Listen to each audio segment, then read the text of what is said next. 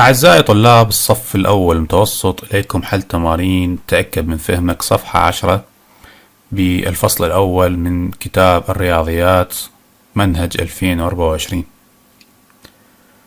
طبعا مواضيع الفصل الأول هي جدا بسيطة، ما يحتاج لها شيء، بيها حساب ذهني وبيها القوى. الموضوع الأول هو طبعا الصورة العلمية والصورة الرقمية، وأيضا يحتوي على خصائص العمليات لحساب الذهني، وأيضا يحتوي على مفهوم القوى وخصائص القوى. سنجي إلى السؤال الأول، يقول لي استعمل خصائص العمليات لتحسب ذهنيا. طبعا الذهني معناه شنو؟ معناه بالعقل. خصائص العمليات عندي عملية التوزيع، وعندي عملية التجميع، وعندي عملية الإبدال. هنا طبعا نستخدم عملية الإبدال، يعني عندي جمع كخصائص للعمليات، فهنا ايش راح نسوي؟ نقول 41 زائد 12 عملية جمع طبيعية، بس مجرد سوينا إبدال حتى نقول لأن احنا فاهمين خصائص العمليات. فهنا عندي 41 زائد 12 هيصير عندي 53. 41 زائد 2 43 زائد 10 53. عندي هنا عملية ضرب أيضا مساوات، أخليهم بين إبدالية أسويهن 13 في 5 ويساوي لي طبعا 10 في 5 هي 50، و3 في 5 15، 15 و50 65. هكا حساب ذهني سريع. هسه أجي هنا عندي خاصية التجميع، استعمل خاصية التجميع في عملية الجمع، فأقول يساوي، أطلع 21 برا وافتح قوس، طبعا اخلي الزائد هنا وافتح قوس، عندي 33 زائد 9. هسه اجي العمليات داخل الاقواس، 33 زائد 9 هيصير عندي 12 42. 42 زائد 21 42 زائد 21 يصير عندي 43 63. هسه اجي هنا عملية الضرب ايضا عملية تجميعية، فاقدر اقول هنا يساوي، اطلع العشرة برا، عملية الضرب انزلها، كانت ستارت او كانت نفس الشكل ما كل مشكلة، وافتح قوس، حيكون عندي 14 في 3، واجي احسب داخل قوس بعدين اضربهم في 10. هنا طبعا اقربهم نفس الحالة، 10 في 3 هي 30 خليها بذهنك، و4 في 3 هي 12 12 و30 42. 42 في 10 مجرد انه نضيف لها صفر، فصل عندي 42 420. هنا نفس الحالة حسب عملية إبدالية، فأقول هنا 24 في 6 من خصائص ترتيب العمليات أو خصائص العمليات للحساب الذهني، إنه إبدالية عملية ضرب. 20 في 6 قربتها، 20 في 6 حصل عندي 120، و4 في 6 هي 24، فراح يصير عندي 144. ليش؟ لأنه 120 زائدا 24 يصير عندي 144 بالحساب الذهني. هسه اجي هنا بنفس الحالة اخلي اسوي عملية ابدالية، اقول له 107 في 8 يعني قلبتهن، واقول له يساوي هنا طبعا 100 في 8 مباشرة، 100 في 8 قربتها 800، وعندي 7 في 8 هي شقد 56، اذا 856.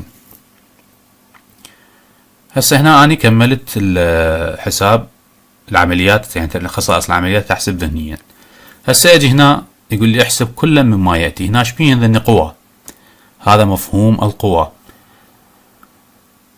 عندي 7 مرفوع إلى قوة 2 أو 7 أس 2. 7 أس 2 معناها شنو؟ معناها جاية من 7 مضروبة في نفسها، يعني 7 في 7 مرتين متكررة، وال7 في 7 معناها شقد 49، إذا هنا حسبناها انتهينا من عندها. 4 مرفوع إلى قوى 0 أو 4 أس 0، طبعا ال4 أس 0 أي عدد مرفوع إلى قوى 0 من خصائص القوى أنه يكون عندي يساوي 1 أيا كان العدد، حتى لو كان جبري، حتى لو كان جذر، حتى لو كان أيا كان، حتى أنت إذا فوقك يصير 0 تبقى 1. فهنا عندي أيضا طبعا هاي كملاحظة أساسية، هنا عندي أيضا 12 مرفوع إلى قوة 3 أو 12 أس 3، هنا طبعا معناها أنه جاي 12 في 12 في 12. طبعا هذا أيضا نحسبه ذهنيا عن طريق تجزئة، راح أخذ ذني أسوي تجميع، 12 في 12 هي 144 من جدول الضرب 104 أو 40 في 12 بقالي، وحيساوي لي هنا طبعا أيضا أقرب أقول 100 في 12 حيصير عندي شقد؟ حيصير عندي 1200. 100 في 12 حيصير عندي 1200.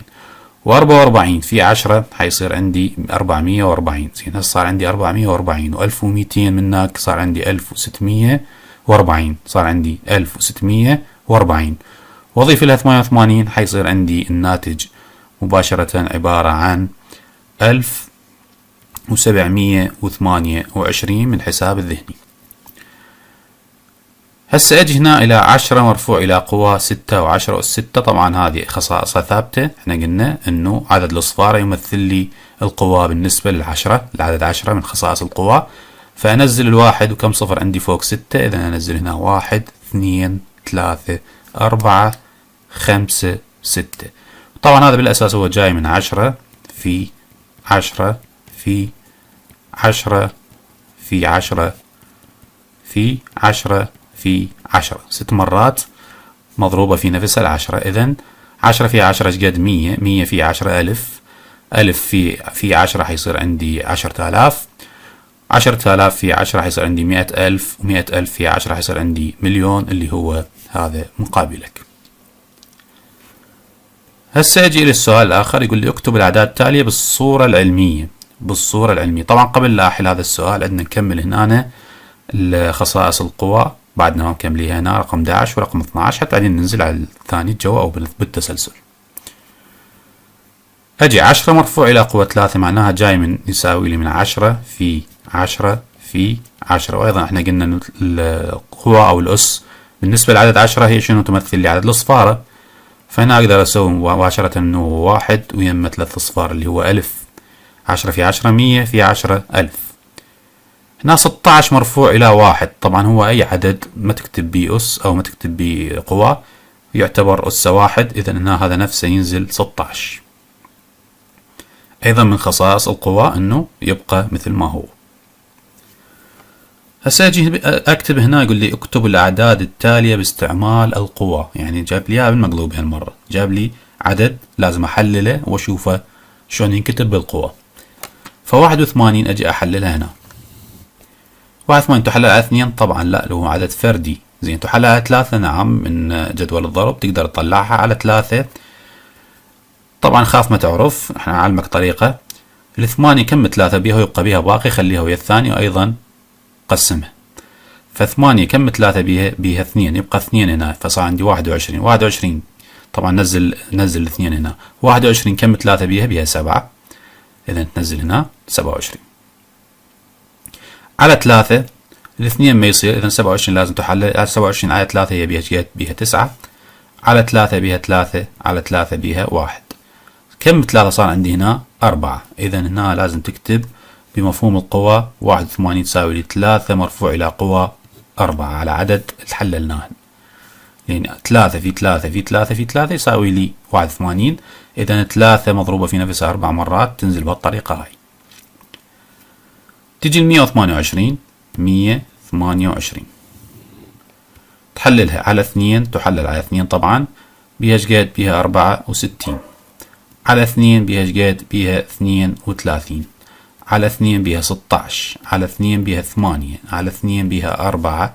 على 2 بيها 2. على 2 بيها 1. كم 2 صار عندي هنا؟ 1 2 3 4 5 6 7 اثنينات. إذا 2 تكتب هنا والأس مالتها شقد؟ 7. هذا السؤال طبعا ما يحتاج لشيء، إنه عدد الأصفار تمثل لي القوة. إذا أنزل 10. كم صفر عندي هنا؟ 1 2 3 4 5. إذا 10 أس 5 مباشرة حتى ما يحتاج أحلله.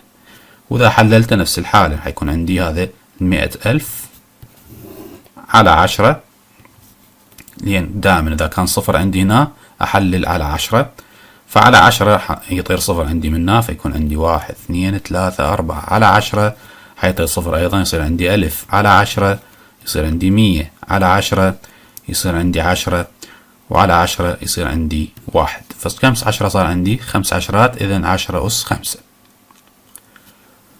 هسه أجي لهذا السؤال، اكتب الأعداد التالية بالصورة العلمية. بالصورة العلمية أو الرقمية، بالصورة العلمية أو الرقمية. طبعا السؤال لازم يكمل أو الرقمية أيا كانت، يعني إذا كانت رقمية أحولها إلى علمية، وإذا كانت علمية أحولها إلى رقمية، وهكذا. عندي 24 في 10 أس 6. طبعا 10 أس 6 هي يعني معناها مليون، لأنه واحد ويما 6 أصفار إذا مليون. فهذا تقدر تكتبه تقول يساوي 24 في 1 2 3 4 5 6 أصفار، ويساوي لي جيت 24 1 2 3 4 5 6 24 مليون. هنا هم نفس الحالة، هذا أيضا نقول 13 في 1 2 3. عندي القوة هنا 3 إذا 3 أصفار، ويساوي لي جيت 13,000. هنا أيضا عندي شنو؟ عندي لازم أحولها من رقمية إلى شنو؟ إلى علمية. فهنا عندي 135. 135 تخليها بالبداية 1 5 3، تضربها بمن؟ كم صفر عندي هنا؟ 4. فإذا رجعها لأصلها عبارة عن 10,000 هنا، وال10,000 إذا أكتبها مفهوم القوة تكون عندي 135 في 10 أس 4. ليش 4 أصفار عندي؟ إذن هاي هي الصورة العلمية، حولناها من رقمية إلى علمية. أجي على هذا، طبعا كم صفر عندي؟ عندي 1 2 3 4 5 6 7 8 أصفار عندي.